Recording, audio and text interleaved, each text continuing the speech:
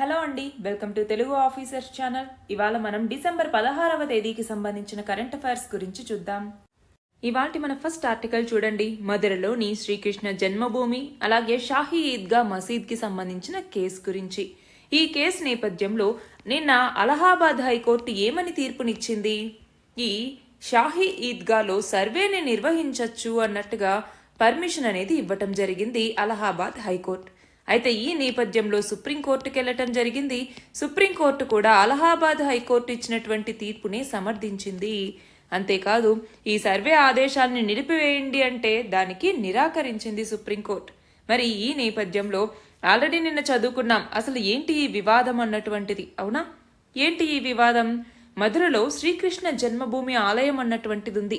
ఆ ఆలయాన్ని పడగొట్టేసి ఔరంగజేబ్ అక్కడ ఈ షాహీ ఈద్గా మసీదు నిర్మించారు అన్నటువంటి ఆరోపణలతో కొంతమంది అలహాబాద్ హైకోర్టుకు వెళ్లారు.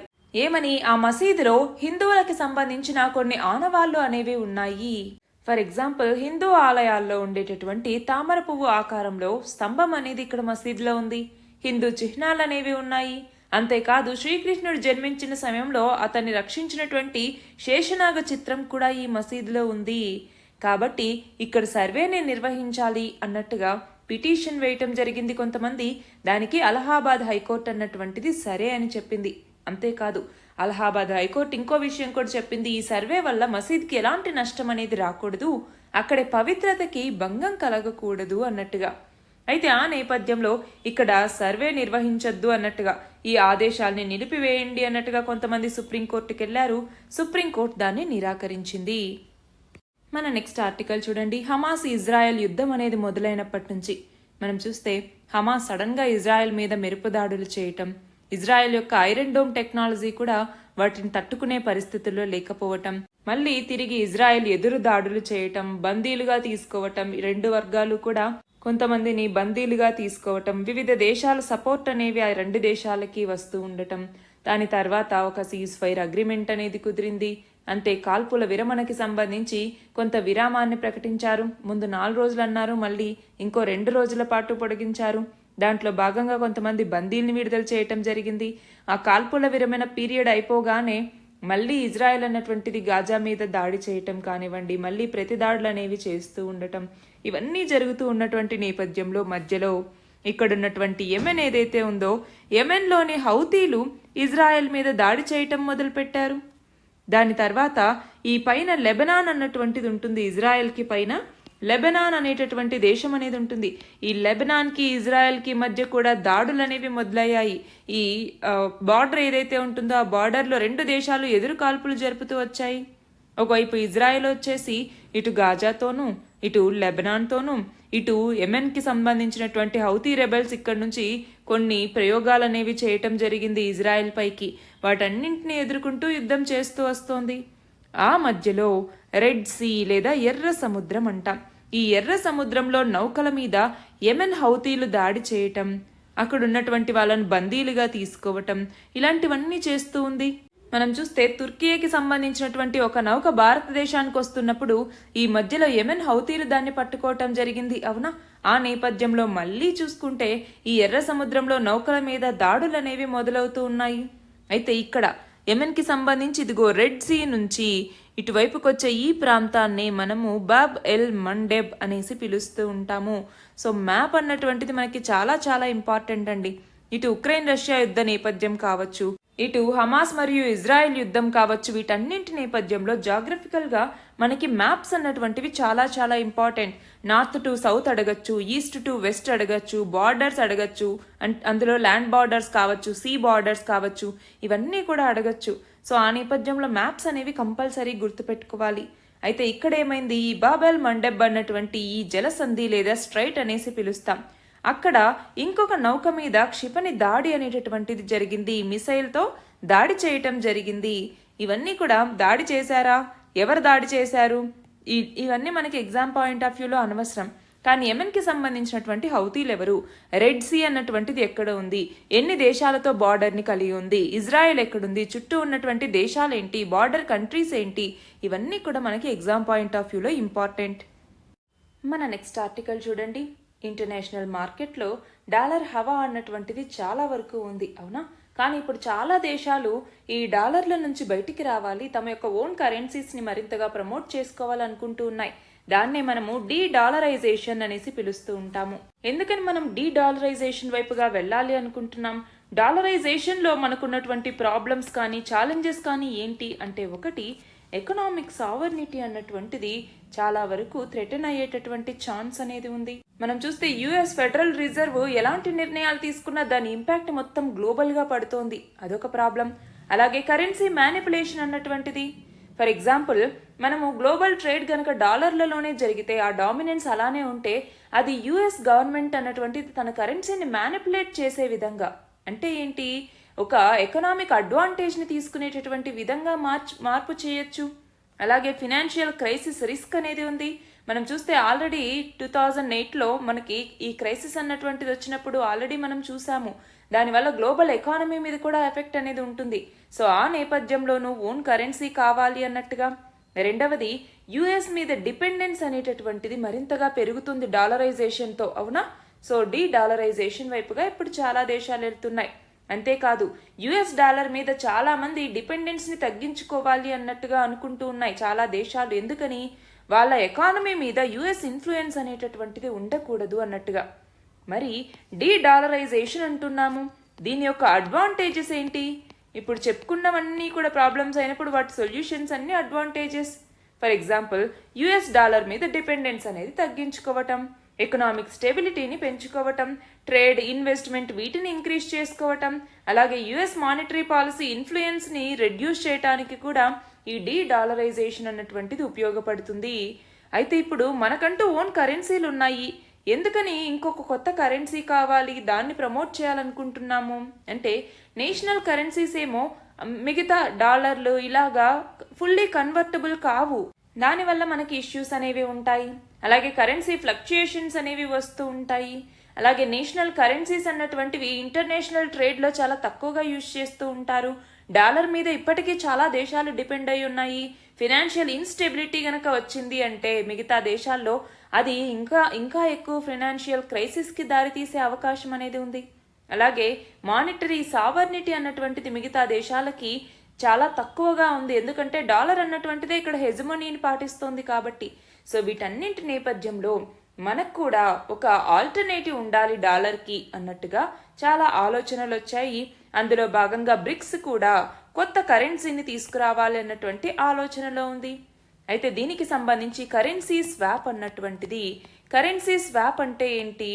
ఒక దేశం వేరే దేశాలకి ఏదైనా ట్రేడ్ చేస్తున్నప్పుడు అక్కడ ప్రిన్సిపల్ కానివ్వండి, ఇంట్రెస్ట్ కానివ్వండి, మిగతా దేశాలు ఆ రెండు దేశాలు స్వాప్ చేసుకోవటం జరుగుతుంది. దానివల్ల ఏమవుతుంది? ఆ నెగిటివ్ ఎఫెక్ట్స్ నుంచి అవి తప్పించుకోవచ్చు. అయితే ఈ ఏషియన్ కంట్రీస్ కావచ్చు, చైనా, జపాన్, సౌత్ కొరియా ఇలాంటివన్నీ కూడా ఇలా బైలేటరల్ కరెన్సీ స్వాపింగ్ని చేసుకుంటూ ఉన్నాయి. అలాగే కొన్ని రకాల నేషనల్ కరెన్సీస్ని ట్రేడ్ చేయటం అనేవి మొదలుపెట్టాయి. For example, SWIFT international system అన్నటువంటిది కావచ్చు. మన భారతదేశం ఇప్పుడు రూపీ ఇంటర్నేషనలైజేషన్ అనేసి అటువైపుగా వెళ్తూ ఉంది. అంటే రూపీ సెటిల్మెంట్ సిస్టమ్ని ఇంటర్నేషనల్ ట్రేడ్లోకి తీసుకెళ్లాలనుకుంటోంది. సో ఇవన్నీ కూడా దీనికి ఆల్టర్నేటివ్స్గా మనం చెప్పచ్చు. మన నెక్స్ట్ ఆర్టికల్ చూడండి. మన దేశంలో కోర్టుల్లో చాలా పెండింగ్ కేసెస్ అనేవి ఉన్నాయి, అవునా? అయితే దానివల్ల ఏమవుతుంది? కొంతమంది ట్రయల్లో ఉండేటటువంటి మనుషులు ఉంటారు, వాళ్ళని అండర్ ట్రయల్స్ అనేసి పిలుస్తూ ఉంటారు. అంటే ఎవరైతే రిమాండ్లో ఉండటం లేదా ట్రయల్లో ఉంటారో వాళ్ళనే అండర్ ట్రయల్ పర్సన్ అనేసి పిలుస్తూ ఉంటారు. మనకి లా కమిషన్ అన్నటువంటిది ఉంది, అవునా? సో ఈ లా కమిషన్ అన్నటువంటిది తన యొక్క రిపోర్ట్లో, అది కూడా 78th రిపోర్ట్ అన్నమాట. లా కమిషన్ యొక్క 78th రిపోర్ట్ ఏం చెప్పింది? అండర్ ట్రయల్ యొక్క డెఫినేషన్ని ఇవ్వటం జరిగింది. ఏమని ఇచ్చింది డెఫినేషన్ అంటే, ఎవరైతే జ్యుడిషియల్ కస్టడీలో కానీ లేదా ఇన్వెస్టిగేషన్ టైంలో రిమాండ్లో కానీ ఉంటారో ఆ పర్సన్ని మనం అండర్ ట్రయల్ అనేసి పిలుస్తాము అన్నట్టుగా చెప్పింది. మనం చూస్తే ఎన్సీఆర్బీ లెక్కల ప్రకారం, ఎన్సీఆర్బీ అంటే ఏంటి? నేషనల్ క్రైమ్ రిపోర్ట్ బ్యూరో అన్నటువంటిది లాస్ట్ 10 సంవత్సరాల్లో ఈ జైళ్లలో అండర్ ట్రయల్స్ నెంబర్ అన్నటువంటిది చాలా పెరుగుతూ వచ్చింది. మనం చూస్తే 2020లో దాదాపు 76 మంది ప్రిజన్ ఇన్మేట్స్ అండర్ ట్రయల్స్లో ఉన్నటువంటి వాళ్ళే ఉన్నారు. అందులో 68% ఇల్లిటరేట్స్ అయినా అయ్యున్నారు, లేదంటే స్కూల్ డ్రాప్అవుట్స్ వ్యక్తులైనా అయ్యున్నారు. అయితే ఇక్కడ మరి కన్సర్న్స్ ఏంటి అంటే, ఒకటి, ఈ ప్రిజనర్స్కి రిసోర్సెస్ అన్నవి సరిగ్గా అందట్లేదు. ఇదొక ప్రాబ్లం. 2 జైల్లో వాళ్ళకి వైలెన్స్, అబ్యూస్ ఇలాంటివన్నీ జరుగుతూ ఉన్నాయి. అలాగే హెల్త్ ప్రాబ్లమ్స్ని వాళ్ళు ఫేస్ చేస్తూ ఉన్నారు. వాళ్ళ ఫ్యామిలీస్ సఫర్ అవుతూ ఉన్నాయి. వాళ్ళు సోషల్ స్టిగ్మాకు గురవుతూ ఉన్నారు. సో ఇవన్నీ కూడా వాటికి సంబంధించిన ఎఫెక్ట్స్గా చెప్పచ్చు, కన్సర్న్స్గా మనం చెప్పచ్చు.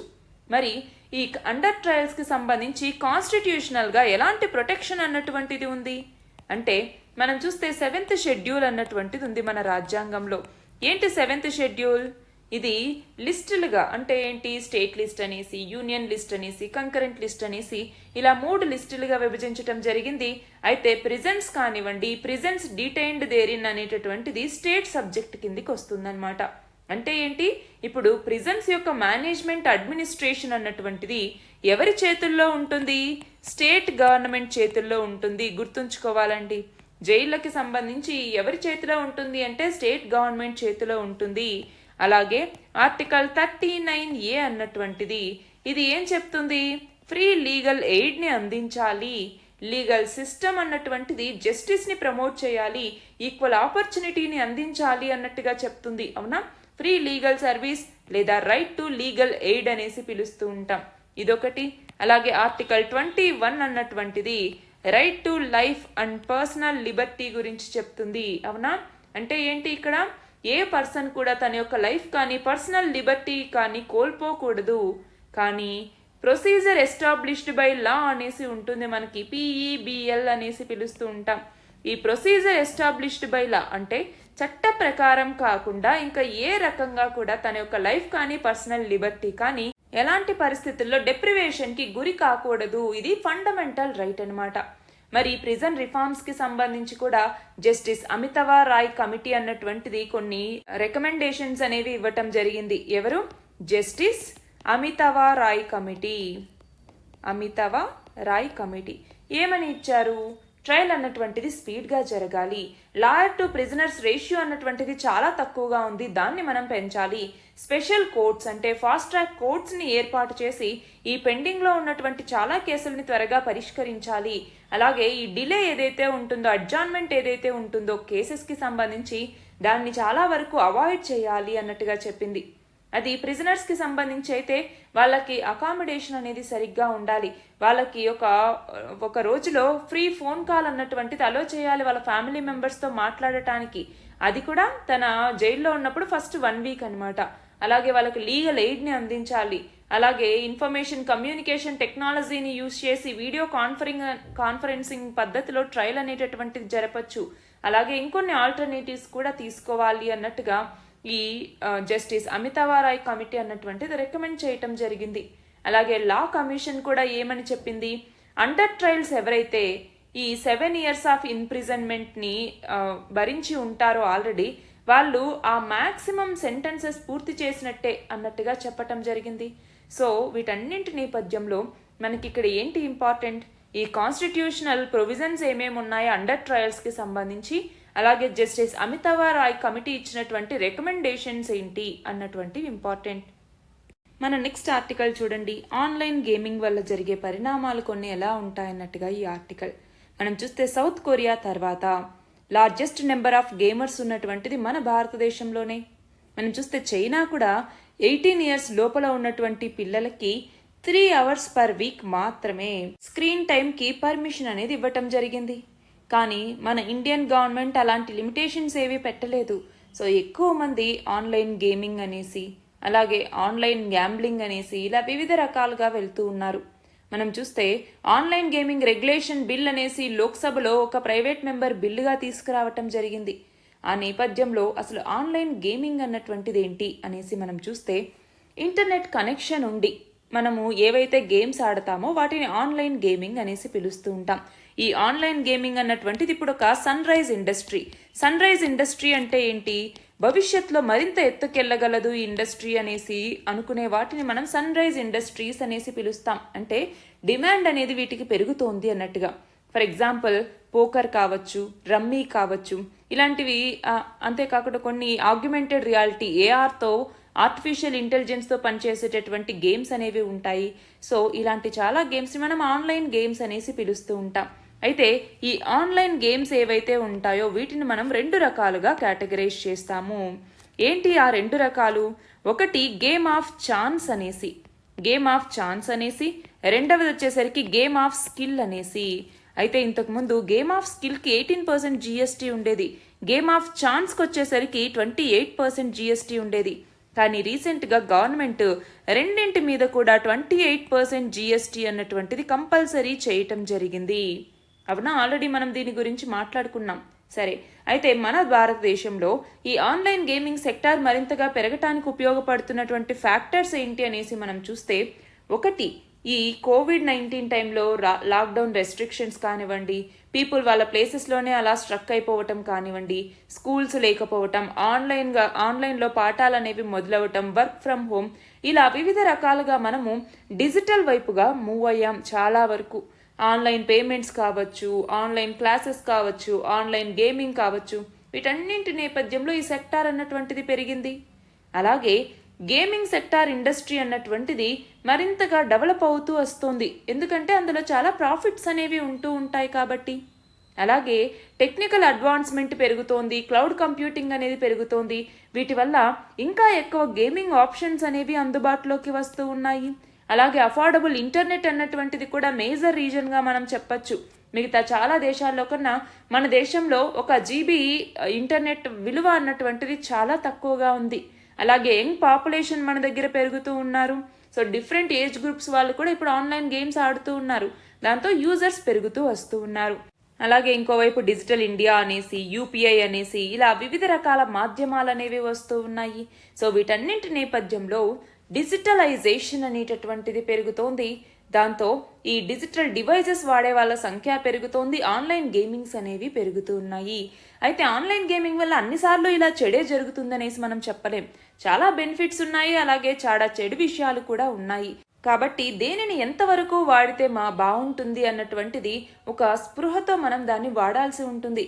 కంపెనీలు కూడా వాటిని పాటించాలి. ఆన్లైన్ గేమింగ్ ఎథిక్స్ అనేసి మనం చెప్తూ ఉంటాము. మనం చూస్తే ministry of electronics and IT అన్నటువంటిది ఆన్లైన్ గేమింగ్ కి సంబంధించి కొన్ని రూల్స్ ని కూడా తీసుకొచ్చింది, ఒక కోడ్ ని కూడా పెట్టింది. కానీ అది వాలంటరీ, లీగల్ గా బైండింగ్ కాదు కాబట్టి ఏ కంపెనీలు కూడా వాటిని పాటించట్లేదు. ఇక్కడ చూస్తే ఆన్లైన్ గేమింగ్ వల్ల డబ్బు కోల్పోయినటువంటి వ్యక్తి 2 చిన్న పిల్లల్ని కాల్చి చంపారు, తన వైఫ్ ని కాల్చి చంపి అతను కూడా కాల్చుకొని మరణించటం జరిగింది. సో ఇక్కడ వీళ్ళది పక్కన పెడితే 2 చిన్న పిల్లల యొక్క భవిష్యత్ అన్నటువంటిది అక్కడ నాశనం అయిందనే కదా. మనం గమనిస్తే ఇప్పుడు చిన్నపిల్లల యొక్క గ్రోత్, డెవలప్మెంట్, వీటి యొక్క కాన్సిక్వెన్సెస్ ఖచ్చితంగా ఆన్లైన్ గేమింగ్ వల్ల ఉంటాయి. సొసైటీ మీద ఎఫెక్ట్ అనేటటువంటిది ఉంటుంది. కాబట్టి డిసిప్లైన్ అనేటటువంటిది ఇంపార్టెంట్. అలాగే ఆన్లైన్ గేమింగ్ ఇండస్ట్రీని లైసెన్స్డ్గా చేయాలి, సేఫ్టీ చెక్స్ అనేటటువంటివి ఉండాలి, సెల్ఫ్ రెగ్యులేషన్ అనేటటువంటిది ప్రతి సెక్టార్లోనూ ఉండాలి. స్టేట్ మరియు యూనియన్ గవర్నమెంట్ కూడా కొలాబరేట్ అయ్యి కొన్ని స్పెసిఫిక్ గైడ్ లైన్స్ని తీసుకురావాల్సినటువంటి అవసరం అనేది ఉంది. మన నెక్స్ట్ ఆర్టికల్ చూడండి. గుజరాత్లో ఉన్నటువంటి సూరత్ ఎయిర్పోర్ట్కి అంతర్జాతీయ విమానాశ్రయం అంటే ఇంటర్నేషనల్ ఎయిర్పోర్ట్ హోదా కల్పించేటటువంటి ఒక ప్రతిపాదనకి కేంద్ర కేబినెట్ అన్నటువంటిది ఆమోదం తెలిపింది. వ్యూహాత్మకంగా తీసుకున్న ఈ నిర్ణయం అన్నటువంటిది ప్రపంచ వైమానిక రంగంలో సూరత్ అన్నటువంటిది కీలక పాత్ర పోషించేందుకు దోహదపడుతుంది. కాబట్టి ఇక్కడ మనకి ఎగ్జామ్కి ఏమి ఇంపార్టెంట్, సూరత్ అన్నటువంటిది కూడా ఇక నుంచి అంతర్జాతీయ విమానాశ్రయమే. మన నెక్స్ట్ ఆర్టికల్ చూడండి. స్వదేశీ పరిజ్ఞానంతో రూపొందించినటువంటి హై స్పీడ్ ఫ్లయింగ్ వింగ్ మానవరహిత విమానాన్ని యుఏవిని విజయవంతంగా మన రక్షణ మంత్రిత్వ శాఖ మినిస్ట్రీ ఆఫ్ డిఫెన్స్ అన్నటువంటిది ప్రయోగించడం జరిగింది. అయితే ఇక్కడ మనం గమనించాలి, ఈ అటానామస్ లోహ విహంగం ఏదైతే ఉందో దీనిని DRDO అన్నటువంటిది రూపొందించింది. ఇది బాణం యొక్క మొన ఎలా ఉంటుందో ఆ ఆకృతిలో ఉంటుంది. దీనికి తోక భాగం అన్నటువంటిది ఉండదు. నేల మీద నుంచి రాడార్లు, మౌలిక వసతులు, పైలట్ సహాయమే లేకుండా ఇది సొంతంగా ల్యాండింగ్ కూడా నిర్వహించగలిగింది. దీని సెన్సార్ డేటాని స్వదేశీ ఉపగ్రహ ఆధారిత దిక్సూచి వ్యవస్థతో రిసీవర్లతో అనుసంధానించటం వల్ల ఇదంతా కూడా సాధ్యమైంది. దీనిని ఎవరు తయారు చేశారు? DRDO అన్నటువంటిది తయారు చేసింది. High speed flying wing UAV అన్నటువంటిది. మన నెక్స్ట్ ఆర్టికల్ చూడండి. ఇథనాల్ ఉత్పత్తిలో చెరుకు రసం వినియోగం మీద కేంద్ర ప్రభుత్వం నిషేధం అనేది విధించింది. ఆ నిషేధాన్ని ఇప్పుడు తొలగించారన్నమాట. మనము ఇథనాల్కి సంబంధించి మొదట్లో E5 అనేసి అన్నాం. అంటే ఏంటి? ఇథనాల్ బ్లెండింగ్ అన్నటువంటిది పెట్రోల్లో 5% కలపాలి అని. దాన్ని కాస్త మళ్ళీ E10 అన్నాము. రీసెంట్గా ఈ E10 లక్ష్యాన్ని కూడా మనం చేరుకున్నాము. అయితే ఇప్పుడు E20 అన్నటువంటి లక్ష్యాన్ని పెట్టుకోవటం జరిగింది. అంటే ఏంటి? 20% ఇథనాల్ని పెట్రోల్లో కలపాలి అని. అది ఏ సంవత్సరానికి? 2030వ సంవత్సరానికి దీన్ని చేరుకోవాలి అనేసి లక్ష్యంగా పెట్టుకున్నాము. అయితే తర్వాత 2030 కాదు, మనము 2025 సంవత్సరానికే దీన్ని చేరుకుందాము అనేసి మళ్ళీ లక్ష్యంగా పెట్టుకున్నాము. ఎందుకని?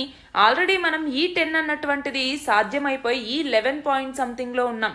సో E20కి మనకి మరి 1.5 సంవత్సరానికన్నా ఎక్కువ పట్టదు. సో ఆ నేపథ్యంలో E2025 కల్లా చేరుకోవాలి అన్నట్టుగా లక్ష్యంగా పెట్టుకున్నాం. అయితే ఇప్పుడు ఏమవుతోంది? ఇథనాల్ ఉత్పత్తికి మనం చెరుకు రసాన్ని వాడుతూ ఉండేవాళ్ళం. దాంతో ఏమవుతుందంటే ఎక్కువ మంది ఈ షుగర్ కేన్ పండించేటటువంటి రైతులు ఎక్కువ ఇథనాల్కే వీటిని విక్రయిస్తూ ఉండేవాళ్ళు. మనకి చెరుకు రసాన్ని తీసుకునేటప్పుడు బి హెవీ మొలాసిస్ అని, సి హెవీ మొలాసిస్ అనేసి కొంత, అంటే ఇక్కడ ఏంటి అంటే పూర్తిగా చెరుకు రసం నుంచి తీసిన తర్వాత పిప్పి నుంచి ఇథనాల్ని తయారు చేస్తారు. లేదా కొంతవరకు చెరుకు రసం దాంట్లో ఉంచేలాగా కొంత ఎక్స్ట్రాక్ట్ చేసి కొంత ఉంచి దాని నుంచి ఇథనాల్ ఉత్పత్తి చేస్తారు. లేదా పూర్తిగా చెరుకుని మొత్తాన్ని కూడా ఇథనాల్ యొక్క ఉత్పత్తికే వాడుతూ ఉండేవాళ్ళు. అయితే ఇప్పుడు ఏమైంది? చెరుకు రసం కానివ్వండి, బి హెవీ మొలాసిస్ వినియోగించకుండా నిషేధం విధిస్తూ కేంద్రం నిర్ణయం తీసుకుంది. ఆ నిషేధాన్ని మళ్ళీ వెనక్కి తీసుకోవటం జరిగింది.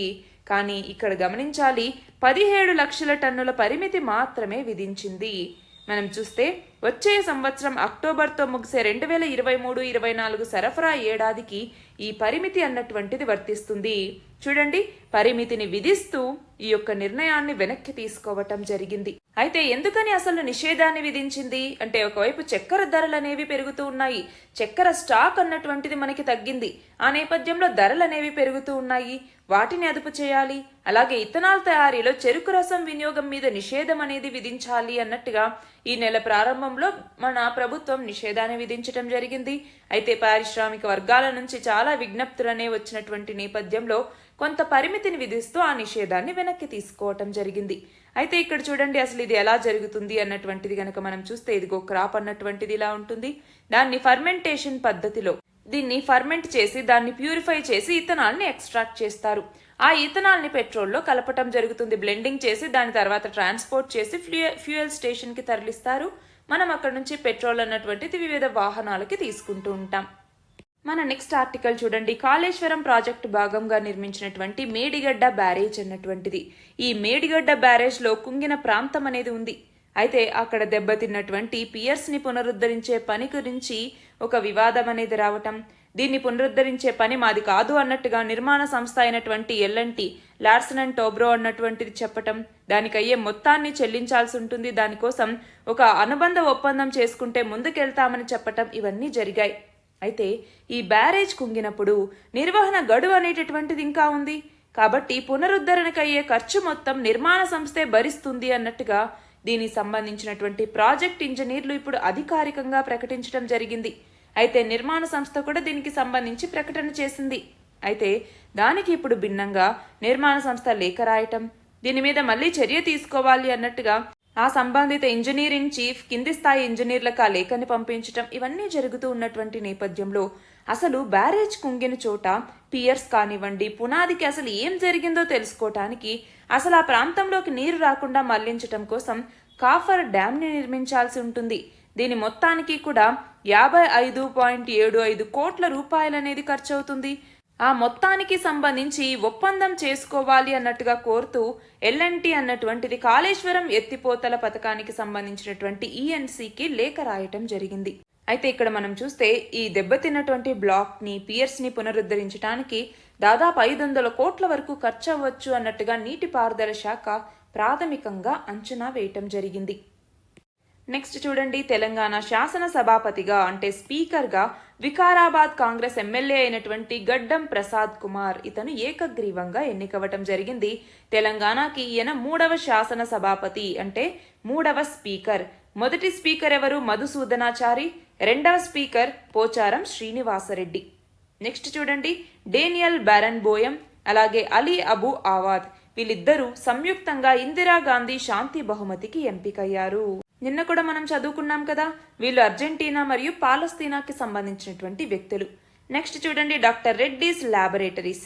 ఇది 2023కు గాను standard and poor Dow Jones sustainability world index లో స్థానం దక్కించుకుంది. అలా ఈ ఘనతను సొంతం చేసుకున్న తొలి భారతీయ ఫార్మా కంపెనీ కూడా డాక్టర్ రెడ్డీస్ ల్యాబొరేటరీసే. నెక్స్ట్ చూడండి, ఒంగోలు జాతి గిత్తలకి పరిరక్షణకి గాను గుర్తింపునివ్వటం జరిగింది. మనం చూస్తే గుంటూరులో ఉన్నటువంటి లాంలోని పశు పరిశోధనా స్థానానికి బ్రీడ్ కన్జర్వేషన్ అవార్డు 2023 అన్నటువంటిది రావటం జరిగింది. ఎందుకని అంటే జాతీయ స్థాయిలో అరుదైనటువంటి అంతరించిపోతున్న జాతుల పరిరక్షణకి కృషి చేసే పరిశోధనా సంస్థలు ఏవైతే ఉంటాయో వాటికి భారతీయ వ్యవసాయ పరిశోధనా మండలి లేదా ICAR అన్నటువంటిది ప్రతి సంవత్సరం ఈ అవార్డులనిస్తుంది.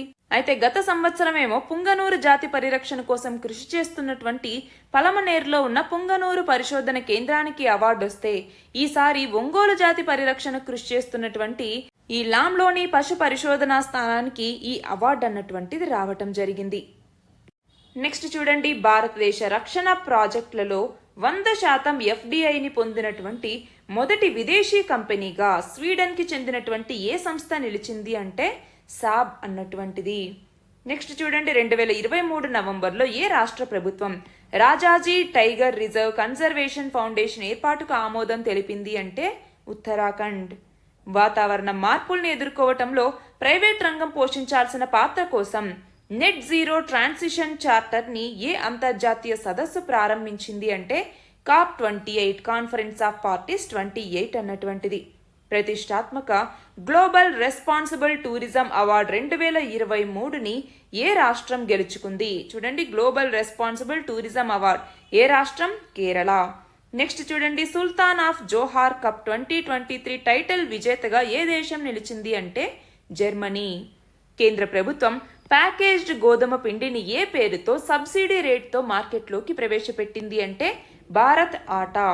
ఇటీవల వార్తల్లోకి వచ్చినటువంటి హాన్లే మెరాక్ అబ్జర్వేటరీలు భారతదేశంలోని ఏ రాష్ట్రం లేదా ఏ కేంద్రపాలిత ప్రాంతంలో ఉన్నాయి అంటే లదాఖ్లో ఉన్నాయి. చివరిగా, అధికారిక గణాంకాల ప్రకారం మన దేశంలో గ్రామీణ ప్రాంతాల్లో ఎంత శాతం కుటుంబాలకి జల్ జీవన్ మిషన్ కింద కుళాయి నీటి కనెక్షన్లను అందిస్తారు అంటే 70% కుటుంబాలకి ఈ జల్ జీవన్ మిషన్ కింద కుళాయి నీటి కనెక్షన్లను అందించటం జరుగుతుంది. ఇవి ఇవాల్టి important articles. All the very best and thank you very much.